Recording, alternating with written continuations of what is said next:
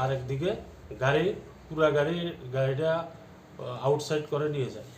তারপরে ড্রাইভার যথাক্রমে অনেকটা চলন্ত বাইকের থেকে নামে একজনকে পাকড়ায় করে রাখে।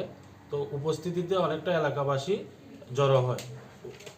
তো এখানে একজনকে পাকড়া করার ইয়েতে গাড়িটা আমরা আধা ঘন্টা পরে ফেরত পাই। তো এরপরে গাড়িটা আমরা পাওয়ার পরে আমরা পরের দিন আমরা থানাতে যাই। থানাতে যাওয়ার পরে আমরা 2-3 জনের নাম চিহ্নিত করতে পেরেছি এবং তাদের ফটোও দিয়েছি থানাতে। তো আজকে অনেক দিন হয়ে গেল, আজকে পর্যন্ত কোনো আসামি অ্যারেস্ট করে নাই। আমরা থানাতে এখনও গিয়েছিলাম, তারা এখন পর্যন্ত একটা কেস পর্যন্ত ফাইল করে নাই। তো আমরা চাইছি, কোন থানা? আমতলী থানা।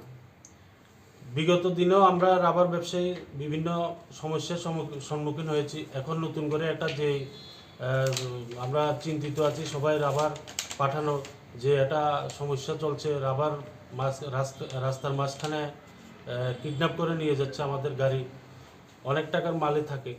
তো আমরা প্রশাসনের দৃষ্টি আকর্ষণ করছি আপনাদের মাধ্যমে যাতে এটা না হয়।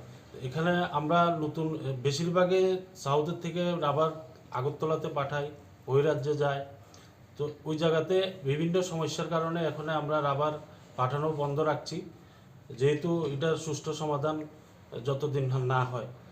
এতে ড্রাইভাররাও চিন্তিত আছে। সামনে দেখা যাচ্ছে যে বিভিন্ন জিএসটির লোক বলে, পুলিশের আধিকারিক বলে পরিচয় দিয়ে গাড়ি থামিয়ে গাড়ি কিডন্যাপ করে নিয়ে যাচ্ছে। ওই দিন যে ঘটনা ঘটেছিল তা ওই দিন কি কোনো সরকারি কোনো আধিকারিক বলে পরিচয় দিয়ে করছে এরকম, না সাধারণ পাবলিক সেজে? ওদিনকার সাধারণ পাবলিকই বলেছিল।